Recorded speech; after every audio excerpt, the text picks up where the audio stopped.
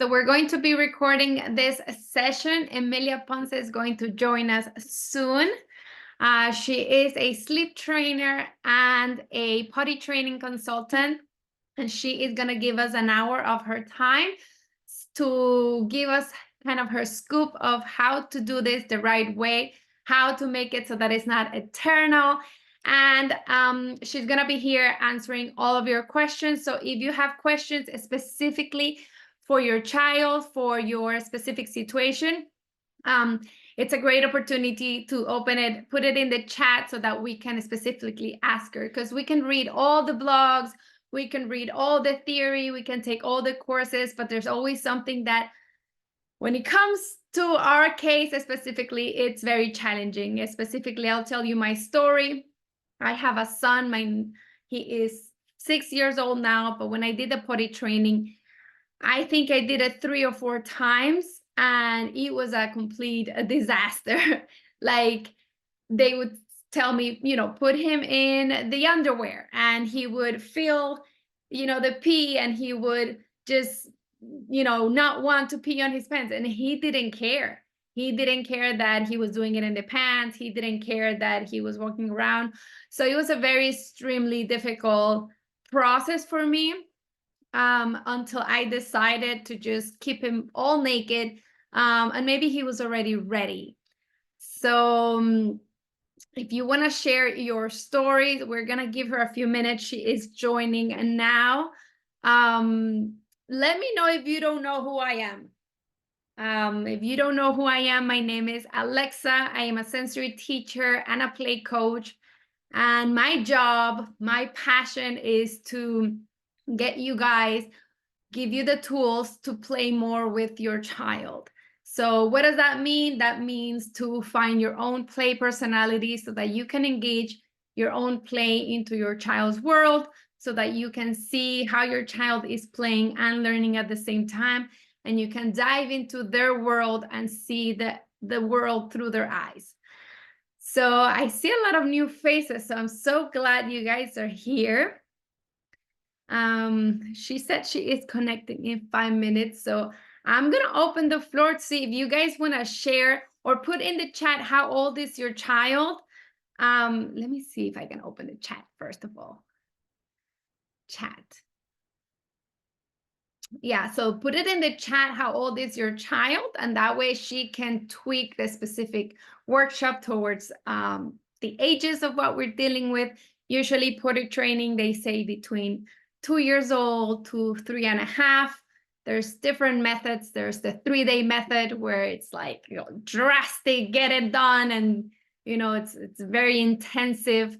And I have friends that have done it where they just didn't even potty train at all, and the child automatically, as they are ready, as their body is ready, they take that step. But it was 3 or 4 years old, and not everybody can wait, especially because a lot of the preschools, she is here, a lot of the preschools require you to have a potty training child before they can enter the classroom. So it comes to that rush that you got to get them potty trained, you got to get them ready so that they can enter into this school.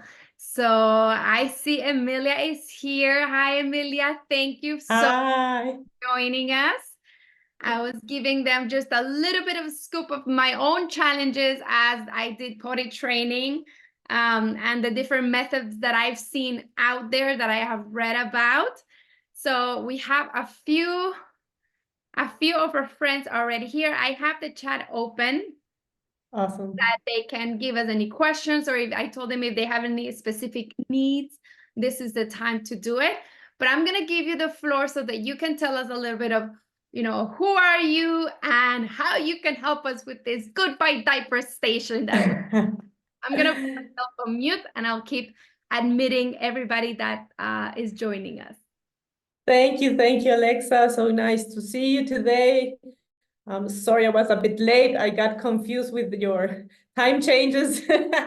I had it scheduled for an hour later, but I was ready to go. Nice to see everyone here. I hope I can help you out today with learning about potty training, solving your questions, and let's dig into this. I'm gonna share my screen. Give me a second. I gave you co-host ability, so you should be able to see like the share the screen. Perfect. Thank you, Alexa. Let's see. Yes.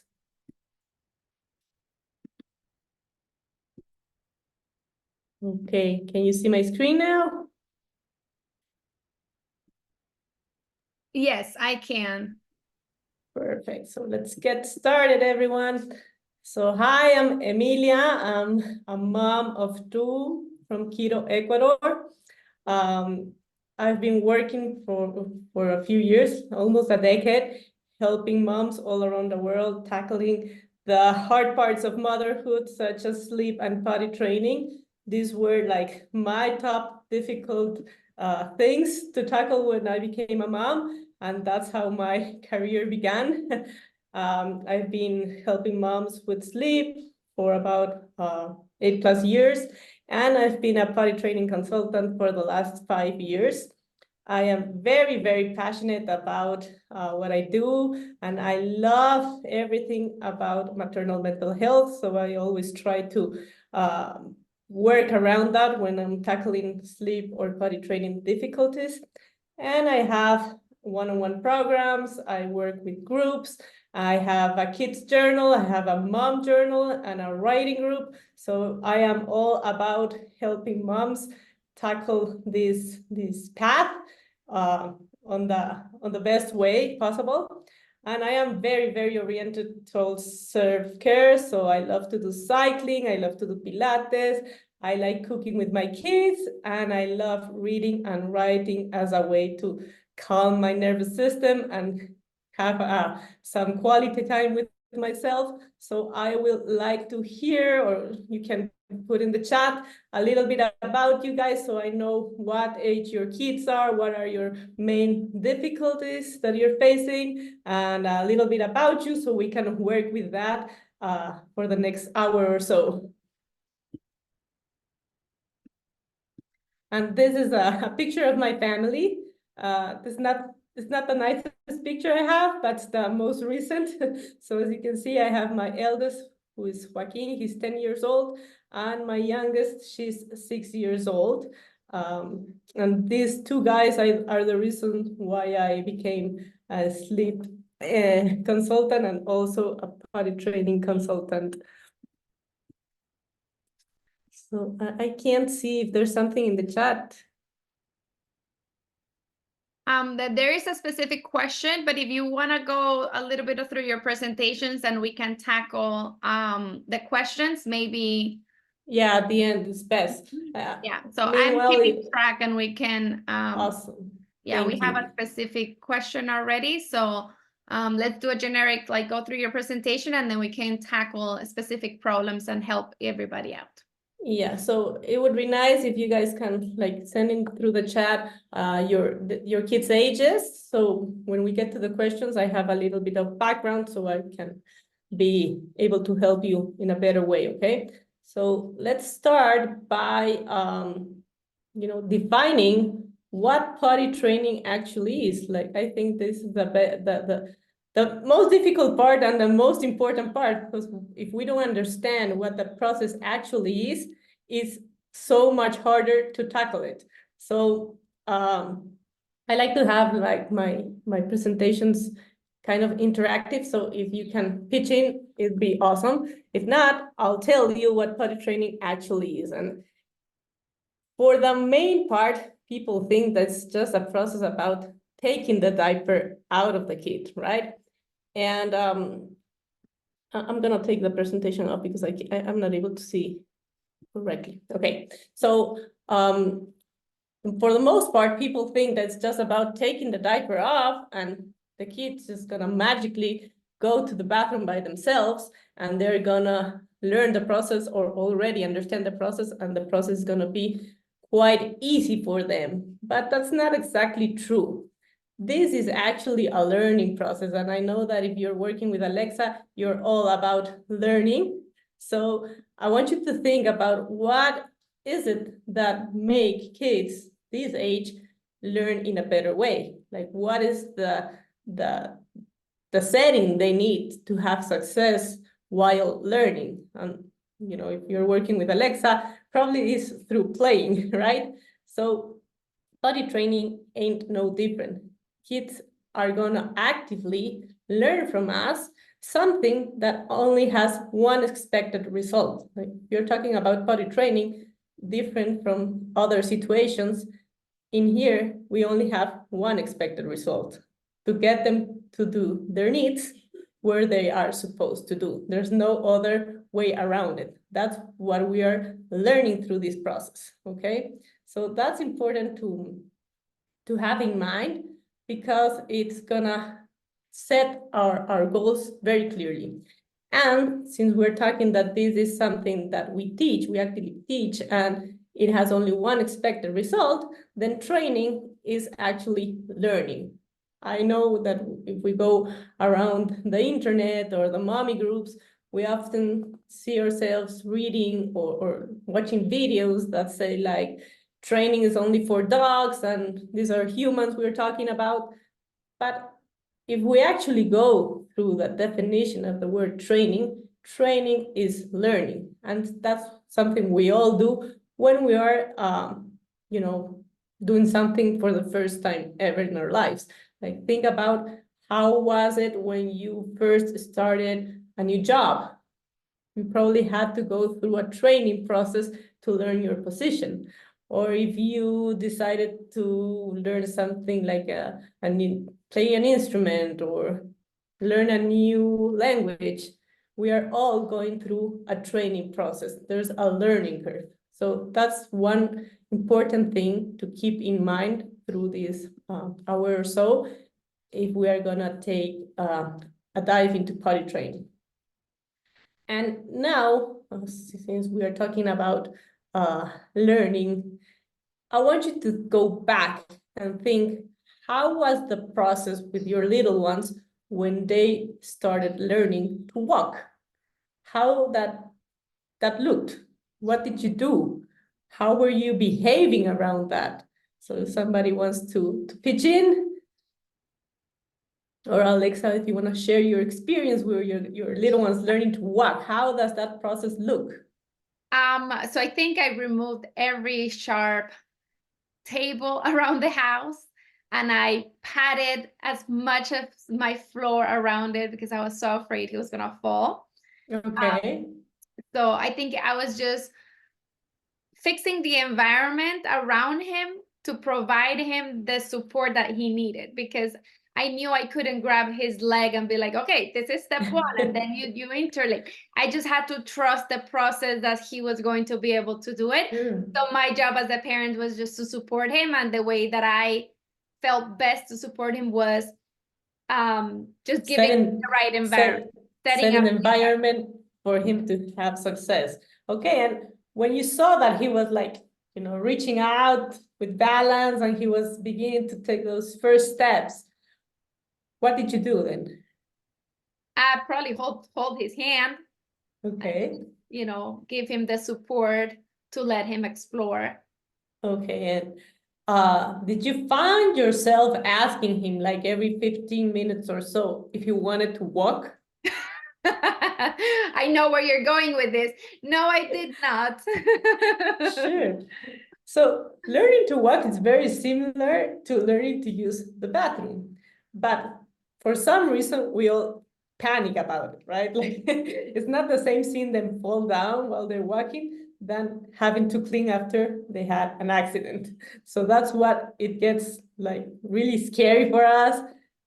Yeah, I think because when they're walking, you kind of see the signs, right? Like they're starting to crawl, then they start to grab the table, then they start to balance, then they do one little step. So I think visually you see how they're getting ready to walk, versus the toilet part.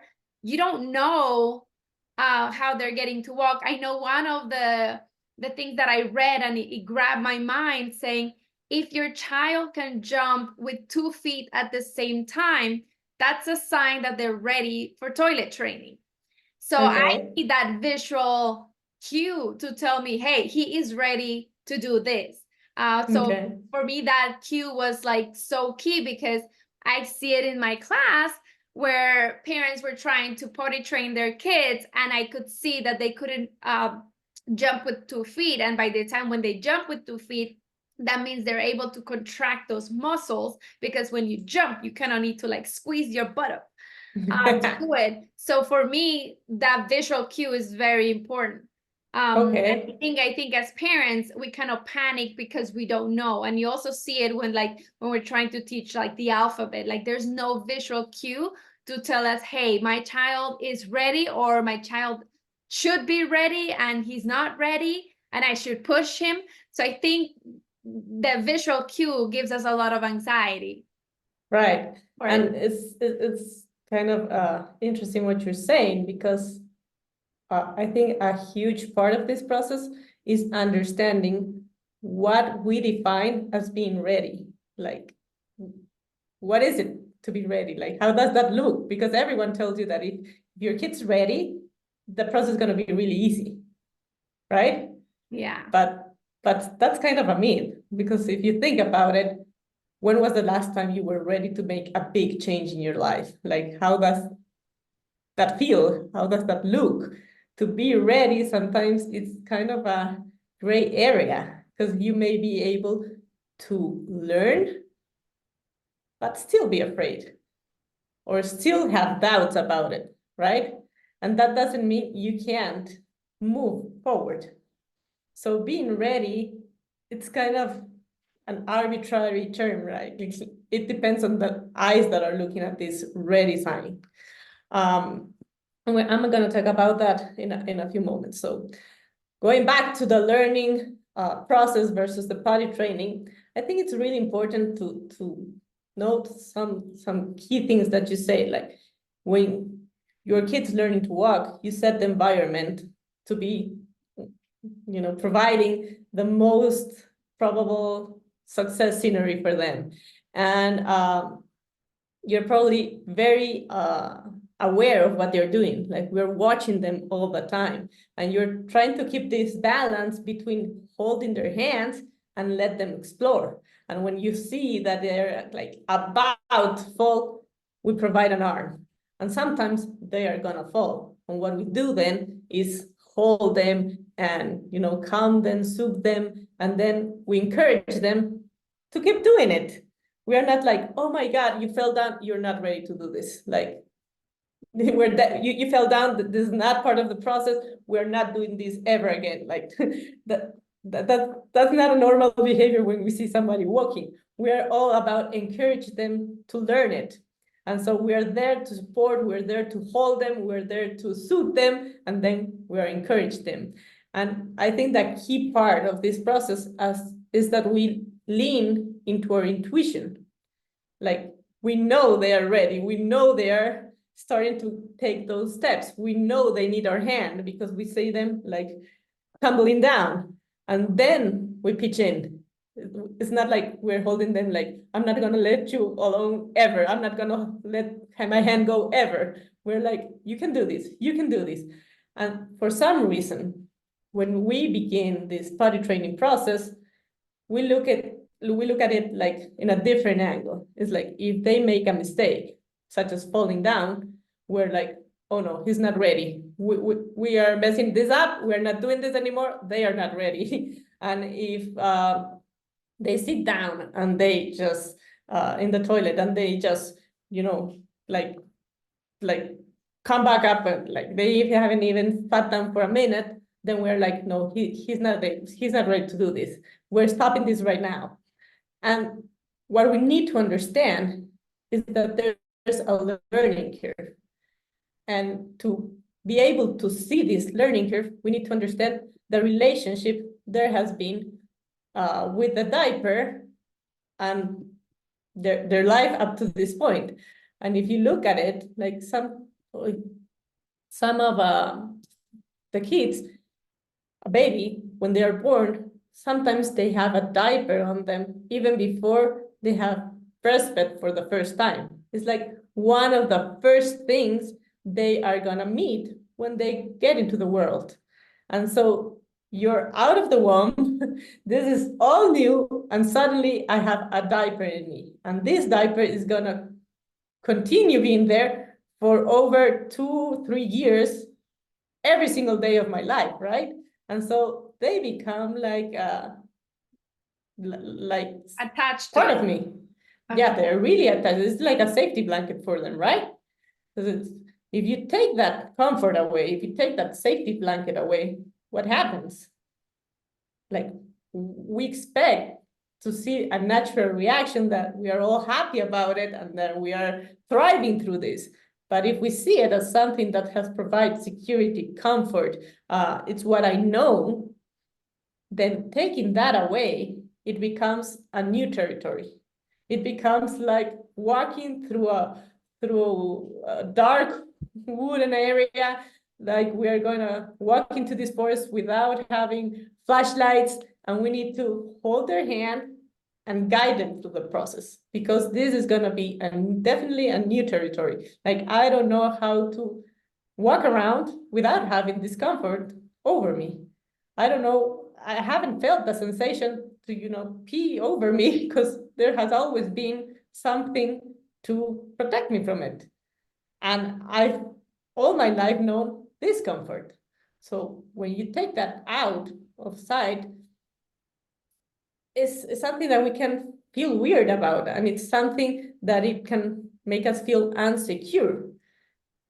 And therefore, our role as a parent is not to avoid that uncomfort zone, although we wanted to, right? We all wish we had like a remote control that we can press fast forward and just avoid that uncomfortable part of the process, but it's part of life, and it's part of the learning curve. If we have all our lives learned how to walk around with a diaper, suddenly not having it, it's gonna feel uncomfortable. It's gonna be frightening. And therefore, we're gonna need somebody that we can rely on to see the guide, to feel the comfort, to be, reassured that we are walking through a path that's secure, that's okay, and that we are allowed to make mistakes. Because one of the main things that parents freak out while doing potty training is when we see our kids having an accident.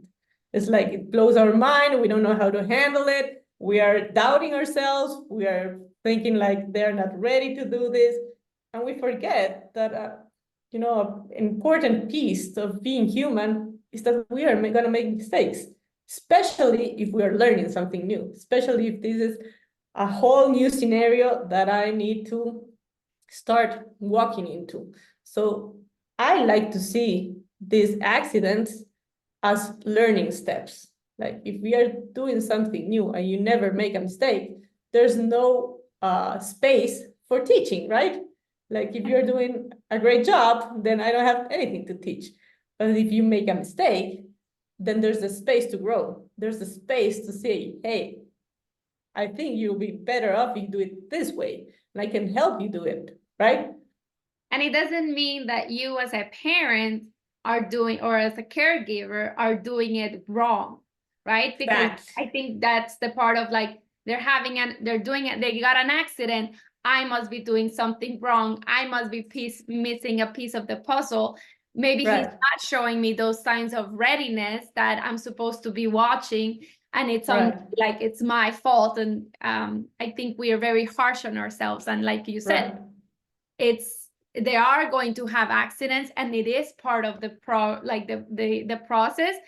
And I would say you should expect to have the accidents, because then together can deal with it. Because even if your child is potty trained and they are 4 or 5 years old and they have an accident at night in the bed, they need to have that comfort. Oh, I had that before, I know how to handle this with mom, and I know I need to get changed and I need to move, and it's okay that this accident happened. Yes, it's annoying. It's 3 in the morning, your child in the bed.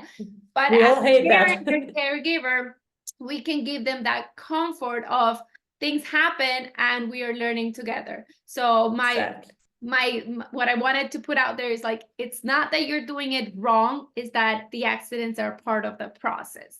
Exactly. And they are a learning step. Like we need to change the focus about how accidents are like this negative thing, right? Like it's the worst thing that can happen. It's actually a learning step.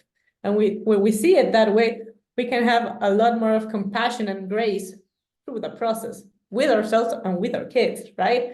Because if we have this expectation, I think it all goes around the expectation we have about the process, right? And the thing is that I think the internet is a wonderful thing. I think it brought us together today, even though I'm in Quito, Ecuador, right? And that's nice to have, and we can find support all around the world today. But we need to start looking like with more careful detail the input we bring up to our minds when we are doing this process, because we're gonna have so many information that our expectations can be kind of twisted, right? And if we go through this process and we start like prepping ourselves to do potty training with our kids and we go into the internet, we're gonna find so much information that we are gonna be overwhelmed. Yeah. One of the things I see a lot of conflict in the information is, when should you potty train? Like, when is there, like, should we look at the age? Should we look at signs? Like, when do we know a child is ready to potty train? Yes, we're gonna go down that road in a few minutes, but I just want to close this segment. I know, I'm so excited. Yeah, actually closing this idea with what the expectations are versus the reality, right? And when we look at all this information, and when we talk with other moms and like we are learning about the process to do it ourselves, it kind of take us to a place that the expectation is that when kids are ready, right, they just drop the diaper, they'll let you know they need to go to the bathroom, and so there are no accidents, and they know exactly what to do. Like they go, they do their business, they clean up for themselves, they wash their hands, and you are done. And the process is basically so easy because they were ready and they basically discovered it by themselves. Somehow we get this idea that that's how the process should look like. And that's why when we face some accidents, we think like we are doing something wrong, because that's not the idea I had. That's not how it's supposed to be. But the reality is that not all kids are the same. There might be kids that do it this way, but in my experience, they're not the great vast majority, okay? And the reality of this process is that the need to pee or to poop is a primitive need, right? And we all do it. So learning to do it in a specific place, such as the bathroom, is a social behavior. And as such, we learn it. And as such, we need to teach it. So the actual piece of the puzzle that we need to keep in mind is that we are teaching our kids what they need to do when they feel they need to go to the bathroom, right? Because what they have learned is that they just let it all out. Like they don't need to think about it. They don't need to act on it. They don't need to let us know. They don't need to do anything. They probably just drop it in their diaper. And then if you're lucky, they'll say, I need a change. And if you're not lucky, then you're going to smell it somehow, or you're going to touch it, and then you know you need to change the diaper. So up until that point, you have no clue about your kids' bathroom needs or their bathroom behavior, right? You don't know how, if they pee like a little bit every 10 minutes, or if they go all the way every 45 minutes or every hour. We have no idea how they're doing it until we remove the diaper. So this idea that being ready, and I'm going to use this because I think it's such a vast like definition, and it's going to look different for every one of us.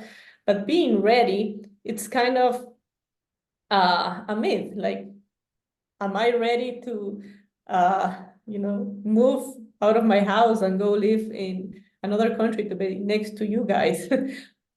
Probably, I don't know, I'm capable of doing that, right? I could just see myself doing it, but it's gonna be scary and it's gonna take a lot of changes in my life. So I don't know how ready I could be for that, right? So this concept of being ready is actually kind of a gray area, and I like to think it not as being ready, but as, is my kid capable of learning?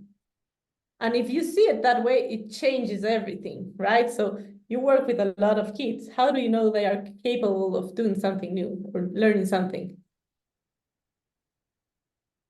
Well, I use a lot of observation. Like I could see their behaviors and I can see them maybe trying to grab the tongues, or if they're still working on strengthening the hands.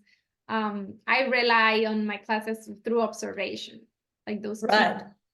Okay, so how do we do the same when we're talking about potty training? And I see that there are many, in the internet, you're going to find a lot of signs, but I like to guide the process with four main categories, right?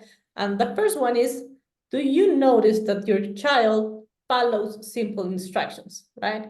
Is he able to follow instructions such as, can you touch your nose?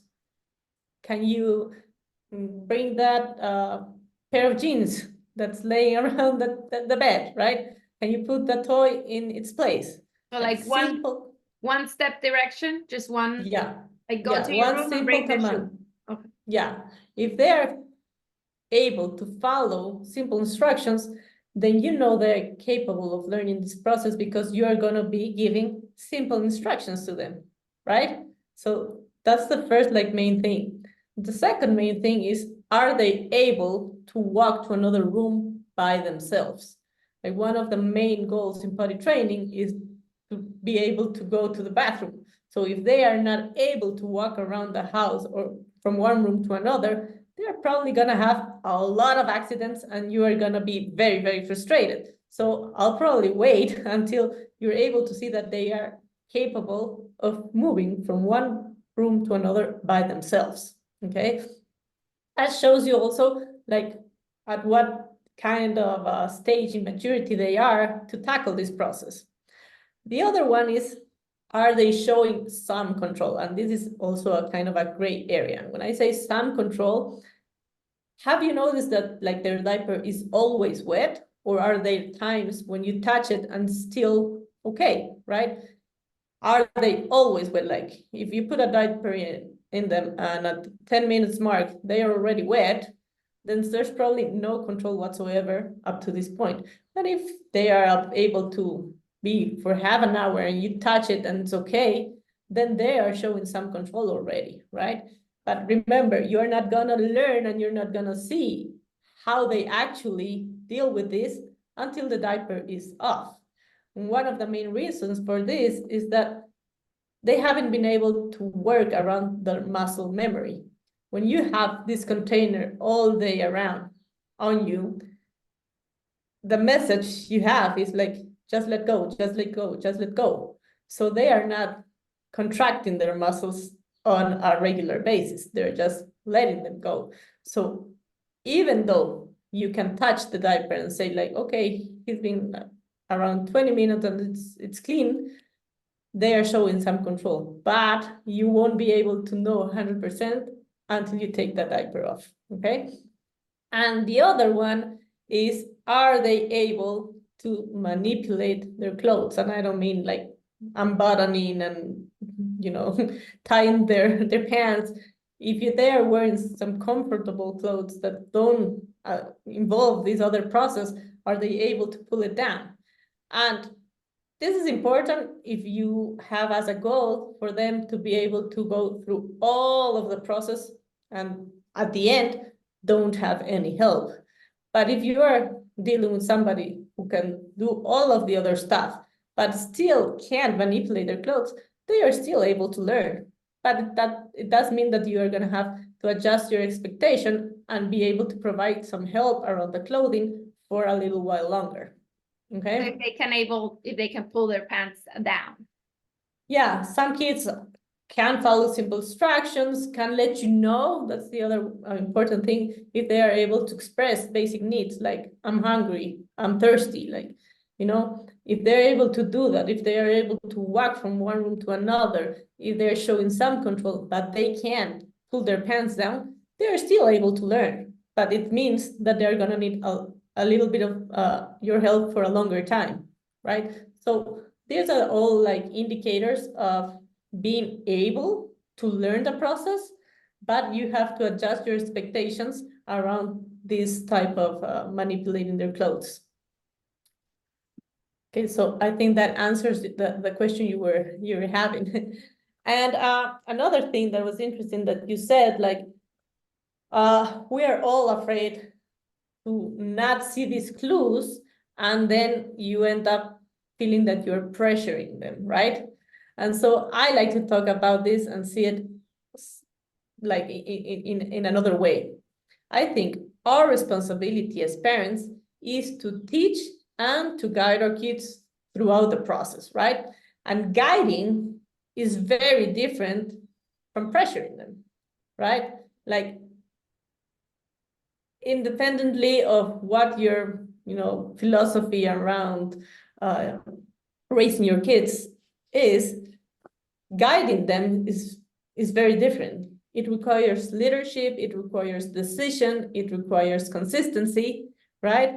And adjusting your expectations. So learning something new, such as this, means facing doubt and fear from our side and from our kids' side. And overcoming them is part of raising our kids, right? And helping them overcome their own doubts and their own fears is not an easy task, independently of the age they have. Like, it's going to be as hard if they are 2.5, if they are 3 years old, or if they are 5 years old, right? And at the other side of this, like, when we fully immerse ourselves in teaching the process, and we expect them to have these mistakes and these accidents, and we help them through, and we teach actively what they need to do. At the other side, there's always a lot of pride and satisfaction. Like, when you see their little faces when they finally are able to, click with the process, and they're going to the bathroom and they're doing their business, there's a happy face and there's a lot of pride and there's a lot of satisfaction, and seeing this is worth the effort, right? But in order to have a conscious process around this, we need to be able to overcome those fears and those doubts that we're having. And another thing that's really important is that, and you were talking about this as well, I think there's a myth that once you've learned something, right, you can't make mistakes. Like, once you're potty trained, there are not going to be any more accidents. And I think there's nothing further from the truth. Like, when was the last time you learned something, and then even after many years, you made a mistake, right? I always use an example that I learned to drive my car like many, many, many years ago, like more than 20 years ago. And a couple of months ago, I hit a wall. Like, I know how to drive. I've been doing it for years, and I made a huge mistake. I crashed my car, right? And I'm allowed to do that. I mean, yeah, I screwed up, but I'm a human being. I'm allowed to make mistakes. Yeah, sometimes I burn my food. I mean, like, I look to the other way and bam, it's burned, right? Or you've been doing many years cakes and cookies, and sometimes they don't get out as expected, right? And it's a lie that we can expect like them to go through, I don't know, a week or a 2-week process, and they are already flying and not gonna make any more mistakes in their lives, right? I, as a kid, remember that I dropped my diapers like many years ago. And when I was around 7 or 8 years old, one night I was sleeping in my mom's bed, and I had a dream that I was on a bathroom peeing on the toilet, and suddenly I woke up and the bed was wet, right? And I learned the process many, many years ago. So I want you to have in mind that once your kids potty trained, they are also allowed to have mistakes, and we need to see it through a compassionate lens, right? And so always remember that since when learning something new and like getting to the point where you have dominated disability isn't expected to have a mistake or to have an accident, right? Even learning ride a bike, right? Sometimes your kids have disability and they're riding a bike and sometimes they fall down. Like that doesn't mean they didn't learn the process the correct way or they're having a regression. No, they just made a mistake. So I think accidents need to have a space, an important space in this process, and that we need to learn that they are not intentional, that they are opportunities to teach. Okay, and I think that sums up like the issues you were tackling, no? And so I think it's important that if you're going to embark in this process to learn the secret for success. And the secret for success, it's ourselves. Okay, so you need to understand that you are the one that provides security. You're the ones that set boundaries for your kids. You are the ones that provide a loving home. You are leading the way. So once you embark in this process, if you're not sure, they're not going to be sure. You can't lead if you're not sure about what you're making, right? If you're not sure, they're going to smell the fear and they're not going to react as you expected, right? And so to embark in this process and to do it in a very conscious way, we need to be ready, not them. I mean, they need to show these signs of being capable of learning, but we need to be ready. We need to be ready to tackle those accidents. We need to be ready to have some space to care for ourselves when we are about to lose our mind because it's been hard. And when we are cleaning the mess that we are tired of doing, we need to have some help or, be able to have 30 minutes for ourselves to unwind and to regroup our ideas. And so you are the ones they are going to grab by the hand, exactly as you said when your kids were starting to walk, right? We are in a position where we are leading the way. We're in a position where we are going to comfort them and we're going to suit them when they need us. But we are also going to use a lot of our intuition on the way. And we need to learn when to step back and when to let go of it, right? Exactly as we did when they are learning to walk. So it's important to also understand that human beings, and you know this better than me, learn through repetition. They need a lot of practice to be able to get fully on the dominant part of the process, right? If we do it like, I'm gonna do this in the morning, and then when we're going out of the house, I'm gonna put a diaper back on, and then when I'm going to the supermarket, maybe I won't have a bathroom near, so I'm gonna put a diaper back on.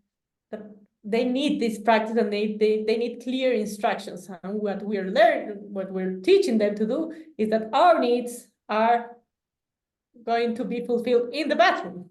So when we keep putting a diaper because we are going out of the house, because we are tired, because we are overwhelmed, whatever, we are sending mixed messages to them. And then they get stuck in this gray area that makes all this process even harder than it already is. So I think it's important to understand that we're going to be fully invested for a couple of days in this, and that taking care of ourselves during the process is very, very important. And also to keep in mind that how many days they take, how many accidents they have, how many, not defining your ability as a mother, right?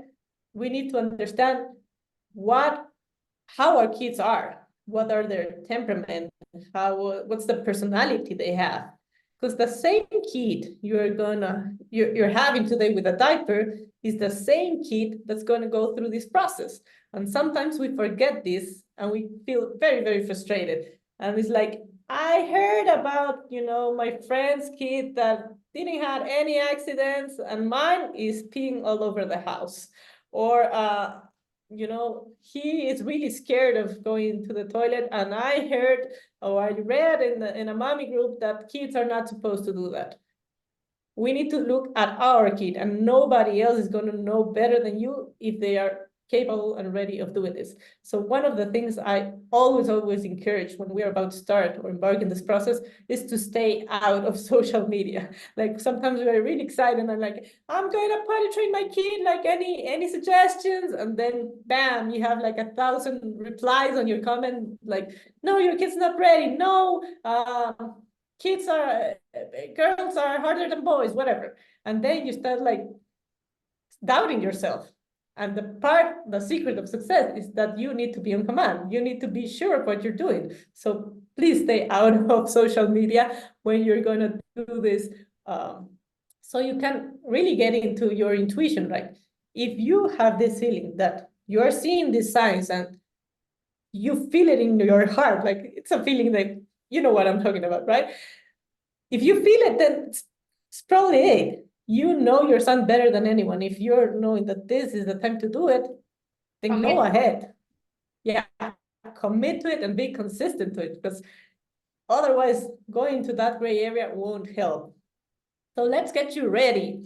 The first thing I always recommend, right, is to maybe grab a class, maybe read a book, maybe figure out what kind of plan, what kind of strategy you are going to implement, because doing this without having a clear plan is going to be very, very messy. So even though it doesn't work, even though a couple of days later you need to change it, that's fine. But have a clear plan of action so you can, evaluate if you're moving forward or not. So in order to do this, you need to gain clarity so you can be able to lead. The second thing is set a date. Like I don't care what age your kid is, you are gonna need to be present for being able to guide them and teaching them. So you need to have a clear space for a couple of days at least. If that's not possible, if you're a working mom, try to get at least the weekend, right? Because many times we think like, I'm gonna send them to their school or to their daycare, and they're gonna take care of that. This process is learned at your house, because that's the space where they are most comfortable with, where they feel more secure. And we're talking about going to the bathroom, so there's a vulnerability around it, right? So if there's a place they're gonna be able to thrive more, is learning it at your house. Don't do it if you're on vacation. Don't do it if you are like staying at your friend's house or at grandpa's house, because that's not the place they know. That's not familiar. And if you put into this mix a lot of more and more things that are not familiar, and you're going to a walk through where there's more uncertainty than ever, that's not going to help. Okay, so find a date, commit to it, get ready, and be able to fully be present. I've seen it many times that parents set the date and they're all ready and they're in their house and they're with a kid already without a diaper, but they're all day checking their mail or answering work stuff. And that's when the process can get screwed up, because you are not paying attention to their signs. And as you said, like, I use a lot of my visual cues in order to teach. In this process, you're gonna need to be able to be watching like a hawk for the first days, so you can understand the signs. Yeah, because that is interesting. They do have a sign, like they will crouch down, or some of them will go behind the couch, or some of them they're gonna quiet dance, or some of them will do the little dance. Yeah. And for me, it was very frustrating because I was like in this potty training thing. Like at this point, it was like day 3, and my mom comes to the house and she looks at him, is like, he's gonna poop. I'm like, I've been watching him. That's not his cue, and he would poop. And she saw it. She saw, and I'm like, but I'm looking at him, and I was missing the signs. I didn't know what I was looking, but she saw them. She saw the signs, and I was like, oh, okay, we're gonna do this as a team. This is the sign. Yeah. Yeah. So there's always a sign, and there are many signs, like you said, and sometimes kids have their own special way of communicating. But in order for us to learn from them and to be able to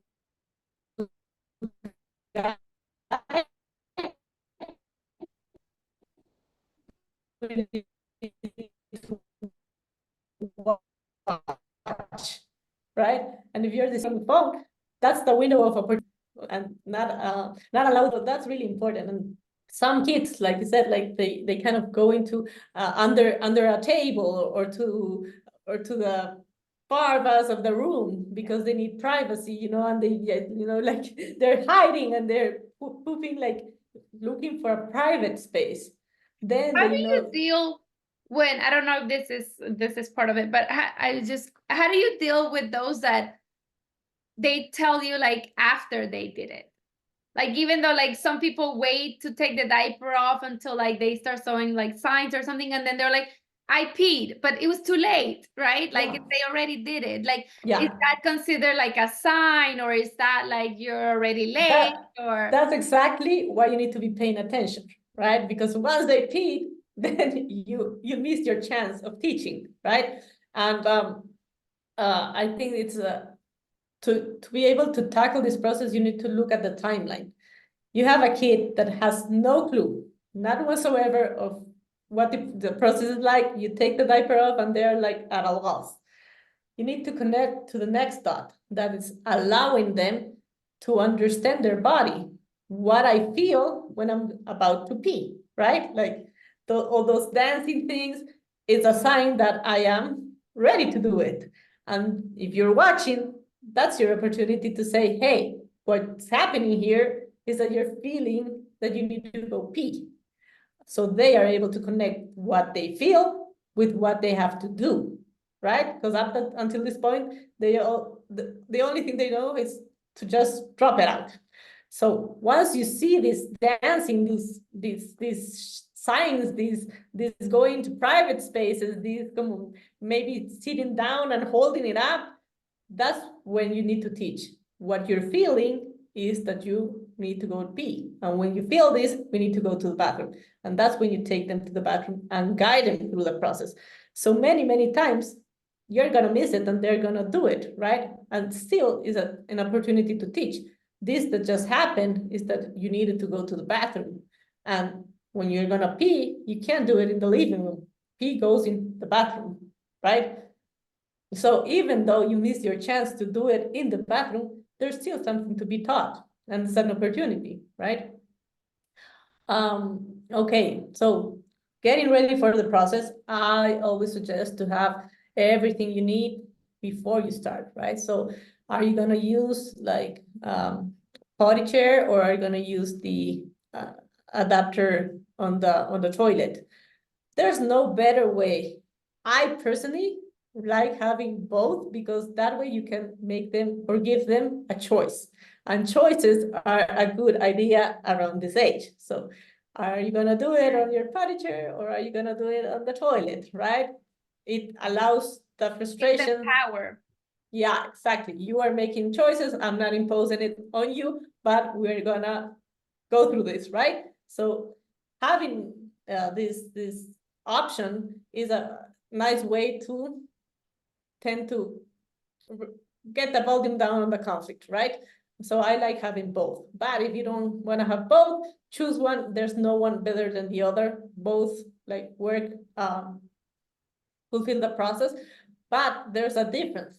If you're gonna do it on the toilet, I always suggest to have a little like a poop stool down so they can place their feet, not having them lingering, right? Because that helps you when you're gonna do the process. That helps getting out the poop of your system, right? And that's something that you get done on a squatty position when you're using the bassinet, right? The other thing what we're gonna have to have some boundaries around is that don't use this before you start the process. Don't allow the potty chair or the bassinet to be laying around on the house so they can get warmer and they can be comfortable, because they're for pooing and peeping, right? They're not for playing. And until you start the process and teach them what this is for, they don't fulfill any goal. Like they're not getting familiar with it because they are not using for what it's meant to be. So I don't like my kids playing around the toilet like with their, teddy bear and their. So why would on earth will be allowed to play on this that's gonna fulfill the same goal, right? So I don't believe in warming them up with the familiarity of having this laying around in the room. And if you think about it, in what other process do you tend to get them familiar with some chair? Like if you had your baby and you were gonna go for a stroller ride, you didn't leave the stroller on your living room for a couple of days just for them to get warm with it, right? Or when you were gonna go for the first time on your car and you put the car seat, you didn't leave the car seat on their bedroom just to be familiar and to watch it all day long before you put them on. You just went, put the car seat on, and you place your baby in it. And when they were gonna start solids, you didn't leave your chair like on the kitchen just to be seen and get it. Let's get familiar with it before placing them on it and feeding, right? So there's no much to be learned from it until you're using it for what it's meant to be used, okay? Another thing that's for me important, I always like reading a lot, so I recommend having 1 or 2 potty books because they kind of show the process on a clear way. What we're feeling, what we need to do, what happens when we go into the bathroom, how do we clean ourselves, and then how to wash our hands. So I think it's a good idea to have 1 or 2 before you start the process. And then I like to have a little basket on the corner of your bathroom for when they need to sit a little longer, right? You can provide a book, you can read them, you can maybe have a little Play-Doh so they can relax a little bit. So have your basket of supplies ready with a lot of wipes because you're gonna need a lot of them through the process, and get some panties. I don't like the training pants. I think they're very, very similar to what the diaper does. So it's really hard for kids to learn while being engaged on the same behavior, right? Like if this is familiar and this is sending the message that I need to just drop it, then I'm not learning what to feel and what to do about it. So I don't like training pants for that reason. I don't like pull-ups for that reason as well. Um, um, what else? What else to get you ready? If you're gonna use the toilet, then please make sure that you have a stool in them for their legs to be over it. Be able to clean your schedule at least for the weekend so they can be at home and you can be paying attention to be able to guide them through the process.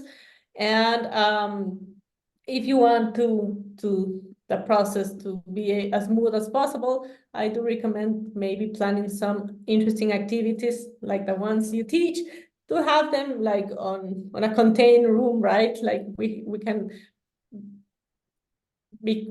turn this weekend into a family plan. We're gonna fun, we're gonna have some quality time while doing this process. So be able to, make ahead some activities to keep them entertained while they are gonna be maybe in the kitchen, maybe in the garden, maybe in the porch, I don't know, but find a space that you can have them contained and playing and happy while we are teaching this. I don't like to set like a lot of expectation around the process. So maybe the week previous to you beginning the process, you can start talking about it. You can start reading books about it. And once you decide that it's time, you already have this date on your mind, check with yourself. Am I ready to do this? I'm feeling, on control of it. I am convinced that now it's the time. Then you go ahead and with no doubts, with no fears, or maybe grabbing the fear by the hand, but be consistent. That's really, really important in order to have success. So I think we're about on a nice time to have some questions. What do you think, Alexa? Yeah, I have a few questions. Sure. I heard of the ones that they manage to pee in the toilet, but then when it comes to the poop, it's like this big fear of doing it, and they've been doing it in the diaper. So why is this fear of I can do with the pee, but then poop, it's like a whole other training to go through? Poop is like the biggest, hardest thing about the process for most kids, right? I don't think they need like a different training. Like, I don't think it's a good idea for some people say like, I'm gonna do it for the pee and then I'm gonna put a diaper on for the poop, right? I don't think that gives a clear message, and that's not tackling on the fear. And when I see this, I always like to remind parents like another situation where they have faced a fear with their kids, right? Sometimes it's going inside the pool, sometimes it's taking a shower, right? Like we all been on a situation where we need to do something and our kid is showing fear. And so the best way to help them out is to manage it exactly the same as you would do it if your kid was facing a fear of going into the pool, right? You're not gonna push them, probably not, right? If they are really scared of doing it and they're like showing anxiety around it, you're probably not gonna push it. You're gonna maybe hold them, you're gonna soothe them, you're gonna hold the hand and slowly get them into the pool, probably with you on their side. So getting them to poop on the toilet is exactly the same thing. You're probably not gonna leave them and start screaming like, you need to do this and I'm leaving because I can't handle this, right? And you are grounded until you do it on the on the toilet. I don't wanna hear a thing. No, you're probably gonna need to be there with them. You're gonna hold their hand and reassure them that they are safe, that they're secure, and this being hard, that we understand, we need to be empathic with it, but still help them through the fear.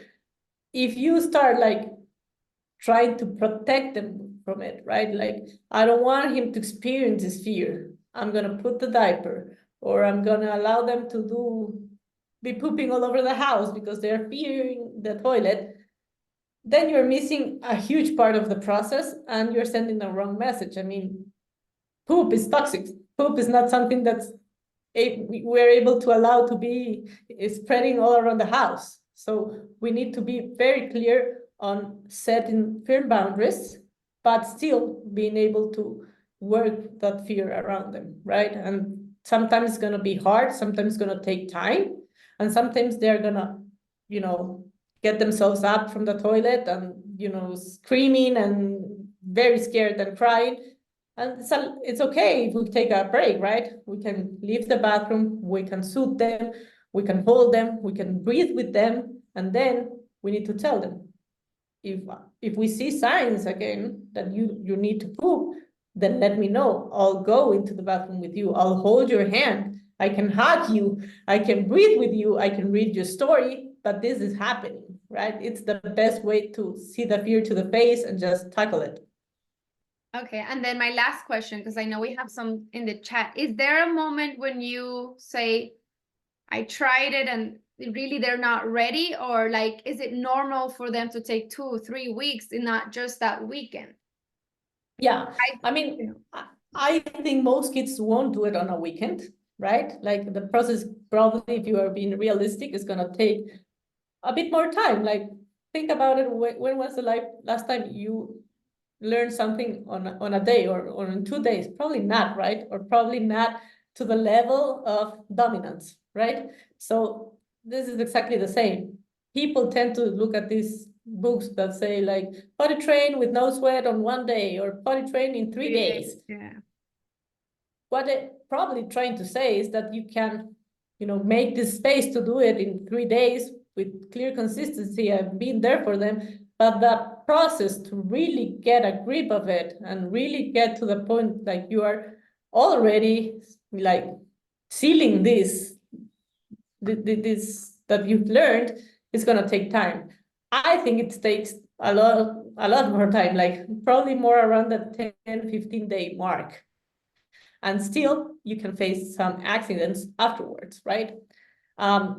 And I do think like one of the main things we hear is like, if you started potty training, there's no going back. Like you shouldn't ever go back to the diaper. I don't think that's true. I think that there are some cases that need to be, reprocessed, and we need to take a break. And I think that that decision will come by analyzing if your kid is being able to learn or not. Sometimes the process gets out of hand. Sometimes we lose sight of what we're teaching and what we're doing. We are overwhelmed and we are starting to scream at our kids, or we're grounding them. We are, trying to say things like, if you poop in the toilet, I'm gonna take you to Disneyland.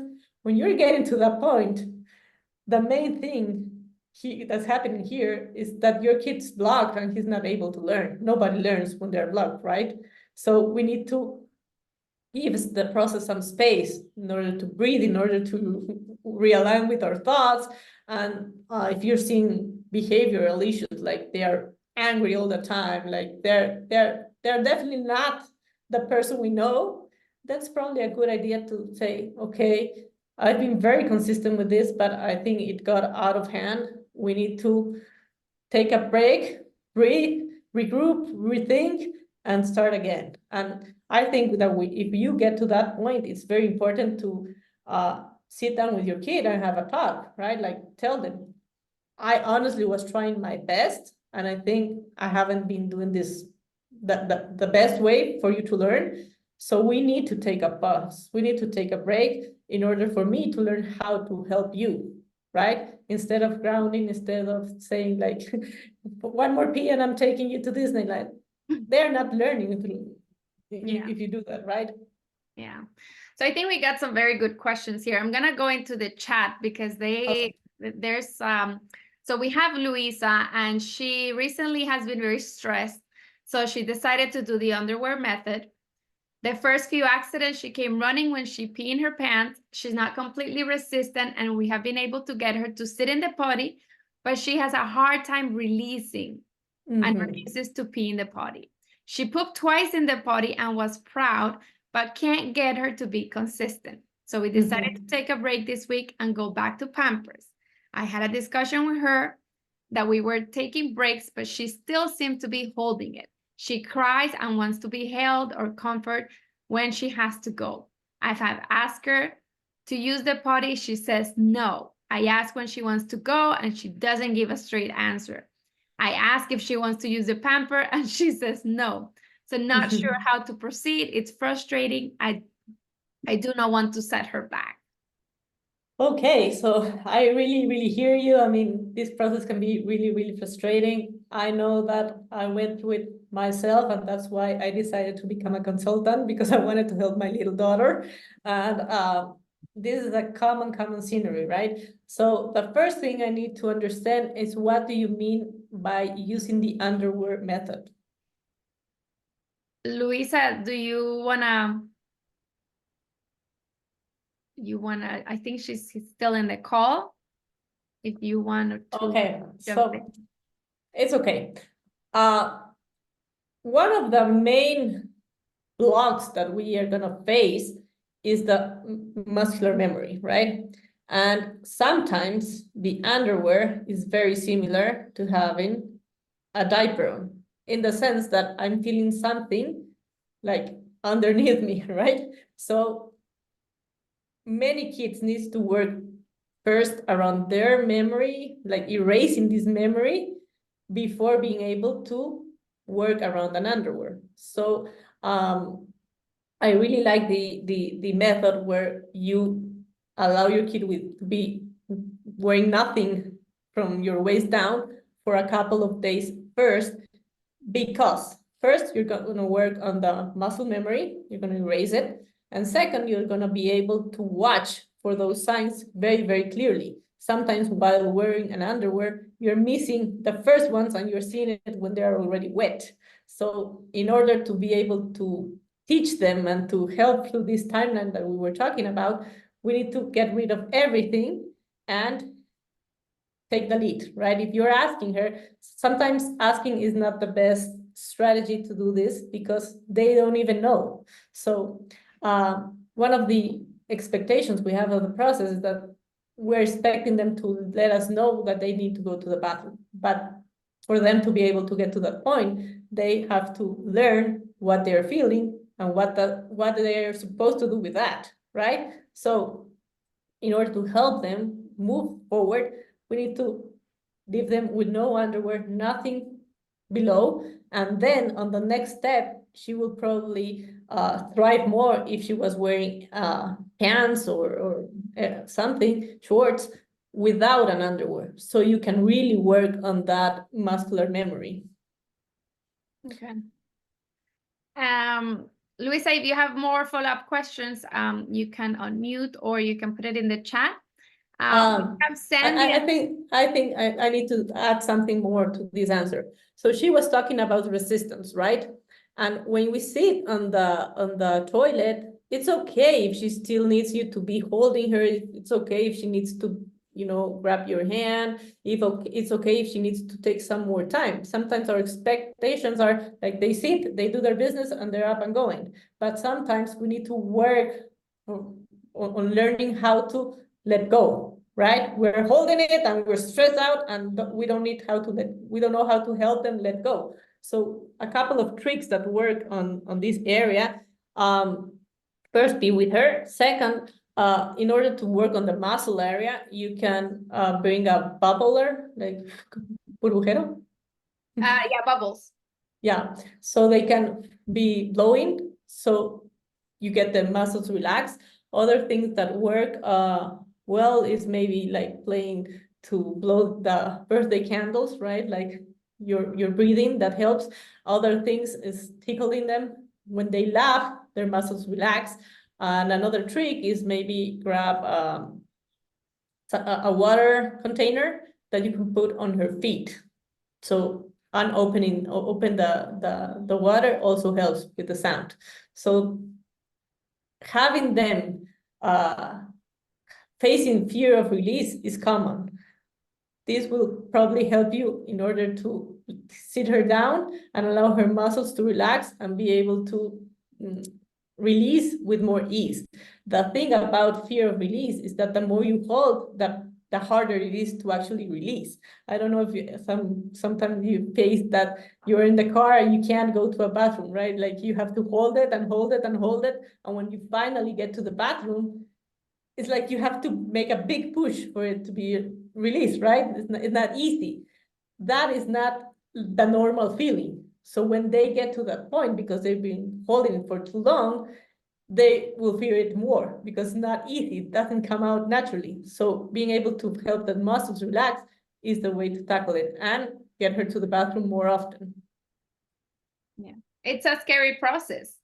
Like for It is. us, it's so second nature. Oh, you go to the bathroom, but the realization that it is a scary process for them, that is something so new, and we wanted to get it up and done. I think that they see the, like how you say, they smell the fear of, we're like, oh, just do it. They don't want to upset you because they do it on the floor, so they're gonna hold it. So I think that realization. If you're facing that frustration, like it's got to that point, it's really, really important for you to make some self-care time for yourself. I love journaling. I mean, if you don't have any other time for you, make sure like you are downloading everything on a paper so you can release it from your system and be more able to help your kid through this hard part of the process. Yeah. So I just wanted to ask a question. So Ty, thank you for doing this for us. This is huge. I definitely need it. So I started the process like a couple months ago, and she was going to the bathroom point, and then now no baño, no toilet, and I'm like, well, why? And she screams. I let her go. So now I'm using pull-ups because if I use the panty, she'll just pee on herself or she'll just poop on herself. And unless since she wants to go, even I know it's been a long time and I know she has to go, I try to put her, she screams, I take her off, she starts playing, she pees. I knew she had to go. But how do I get her to stay on the toilet or to go? I don't know why she's resisting it now. I don't know. I hear you. Sometimes, think about it like when you have a new toy, right? Like you're so excited to play with it and like you're loving it. And a couple of weeks later, a couple of months later, it wears out. It's like, this is the norm, right? Like, I'm not feeling joy about it anymore. I'm not happy about it anymore. Like, I'd rather have a pull up in me and I don't have to go to the bathroom, like, right? So it's part of the process, actually. It's like, oh my God, this is the norm and I'm annoyed about it and it's not fun for me. And it sucks, it's real life, right?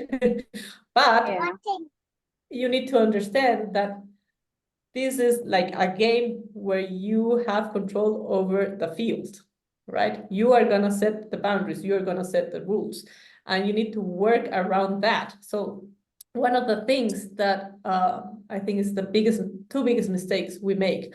The one is thinking that what you said, like, if it's not her idea, then she won't go. It actually has to be her idea because otherwise it's not going to work. Okay. And the second one is that we become so like obsessed with it that we are all over them. Like, you need to go to the bathroom. Would you like to go to the bathroom? Would you like to go to the bathroom? Like every 10 minutes, every 15 minutes. And they get really, really annoyed. Like, I know I would if somebody was all over me, like every single time, like, I think you're gonna need to go to the bathroom. I think you need to go to the bathroom. I think it's really, really annoying, right? And I think that's not setting them up for success. Actually, that's not providing them like this space to be able to fully emerge in the process. So one of the things you need to like see the process from outside is you need to back up a little bit. If you're putting on the pull-ups again, you're being inconsistent. Like, one of the first things I said at the beginning of this presentation was, what is the definition of body training? And the definition is you're gonna be teaching them where to do their needs. So when you're going back to the pull-ups, you're not teaching this. You're not showing her what to do with this need, okay? So the second thing is, once you decide that we're gonna be consistent with it and we're gonna throw the pull-ups away, then we need to work around with her. And I will definitely have a talk with her, like, hey, my love, you know what? I see you've been frustrated with this. I know I've been frustrated with it. I think we've been doing this wrong. I'm gonna help you. Like, this is my role. I'm gonna help you get this, learn this, and we're gonna do it together. We are a team. Like, one of the biggest mistakes is that sometimes we end up being mom against kids, right? Like, this is a war, and we are like on a war with our kid. That's not healthy, and that's not gonna help you. You need to work as a team. So making peace with what has happened, it's fine. Like, we all make mistakes. We all have hard times during the process. It's time to settle things get a clean slate, right? So we're gonna have this talk. We're gonna put the pull-ups away, and I'm gonna help you. I'm here to help you. So we are gonna reprocess the whole thing. It's okay. It's not that you're failing. It's not that, oh my God, I did this wrong and I need to start again. It's just a simple start again, clean slate, and get clarity. So I will go back to point 0, where I'm leaving her with nothing down, just to work, be sure like there are no loopholes on her muscle memory, and start looking again for those signs and be able to take her through this timeline, right? I see you're needing to go pee, or I'm seeing you're peeing. I need to take you to the bathroom. Pee goes in the bathroom. Okay, we celebrate, you did it, that's awesome. And we're gonna work through this again. Instead of asking, like, one of the biggest mistakes we face is like we are asking continuously, like, do you need to go to the bathroom? Reprocess that. Instead of saying, do you need to go to the bathroom? Say, okay, I see you're showing signs. So would you rather go dancing as a ballerina or flying as a butterfly, right? Like, give some choices, make it more playful. So she stop seeing it as something that's really tedious and like I'm annoyed by it. Oh, mom can be fun around this and we can have these nice choices, okay? So other ways to do this is give a simple instruction, like, don't ask, do you want to go to the bathroom? Just say, I'm seeing you have signs that you are ready to pee. Pee goes in the bathroom. Please go to the bathroom, right? instead of asking and asking and asking and demanding, clear instructions, like 2-3 words, like no long sentence, no sermons around it, 2-3 words, and repeat it again. Other ways to do this is, I think it's important to learn like your kids. So some kids are very, very shy, and sometimes we're like, you need to go to the bathroom, and everyone's listening, and she's like, oh my God, I don't want to go to the bathroom. So if you have a shy kid, the strategy is go to her ear and say, I see you need to pee, please go to the bathroom. Other ways is like maybe make it a content, right? Like, I don't think you're able to pee in less than 20 seconds. Let's put the alarm clock and see if you can make a record. Or let's race to the bathroom. Much pressure. I mean, let's see if you can do it on a minute, whatever. Like, it's like getting the fun with it. Like, it's a contest. Like, I'm not sure you can be able to win. Like, I'll race you to the bathroom. Let's see who gets first, right? Instead of being like, do you want to go to the bathroom? Do you want to go to the bathroom? Change it. Give it a switch around it and make it more playful. Yeah. And I think because we're kind of on a time, but Luisa has 2 good questions that I think we can close with. She says, do you think a week break is all right, or would that be confusing? And when we start back, do you recommend completely bare or pants only or no underwear? And then how long do you recommend being on a break? So let's talk about the break. Let's say you decided, okay, I need to reset, I need to take a break. How long should that break be? And then how do we start, and then when do we decide, okay, I tried it long enough, I think I need another break? Or okay, so as I said, like, breaks are allowed, but you really need to be on a breaking point to take that decision, because there's other ways of handling, not necessarily going back to the diaper. You can reprocess without taking a break. So if the situation is not like where you're seeing a child that's completely different to your kid, right? Like, and you're not hating him and you're not insulting him all day long because the process has gone like over your head, then probably you don't need to go back to the diaper. You probably just need to reprocess it. If you are definitely at that point, then my suggestion is go back to the diaper, but be really, before you put it on, like, be very clear with the kid. We are doing this because we need to take a break. Things are not working good. I know you are frustrated. I know you're angry. I know you're not doing well. I'm not doing well. So we are gonna take a 2-week break or a 3-week break, whatever you feel you need. It just depends on how drained you are. Like, in order to have success, you need to be okay. You need to be willing to guide them. You need to be willing to work through the hard parts of the process. So you need to gain that competence within yourself, right? You need to take a break in order to feel competent again, and in order to feel like, oh my God, this was really hard. I can't deal with this right now. I need to take 2 weeks for myself in order to be able to help you go through the process. So I wouldn't recommend longer than a month, because it's easy to say, like, okay, we've gotten into this route where we are using the diaper again, and the process was so messy that I don't want to face it again. So I think it's important to have a few weeks, but set the date again, like, be committed to restarting, and make sure that during this time, you're really taking good care of yourself to be able to provide that security and the leadership when you go back to taking the diaper off again. And when you do, like, on the date that you've set, just make sure that you take all the diapers and say, like, this is potty day again. Diapers are going out of my house. Let's make a goodbye ceremony. Let's, throw the diapers to the garbage again. And this time they are not going to be back, or we're sending it to a baby that needs it more than we do. Like, make something special around it, and just disappear the diapers in order to not be tempted to wear them again. And start the process from the beginning. I love to do it with taking everything from the waist down, because that way you're gonna be sure to make a difference on working on the muscle memory. If you begin with, like, wearing underwear because you've already done it, maybe there's a loophole. Maybe their muscle memory was not ready to do this, or maybe it's too similar to the diaper, and you're gonna keep facing the same difficulties. So part of, I would say, half of the process for this potty training experience, half of the process is on you, the parent.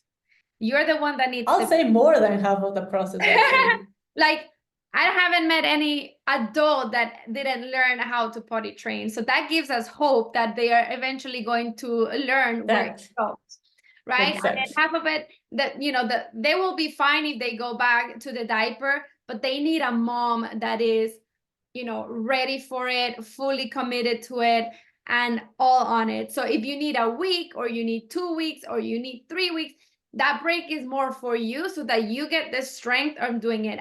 You just reminded me, the way that I did it is I waited until my diaper box finished. That was the last box I was gonna buy. And that forced me to prepare myself, because I could see how many diapers we had left.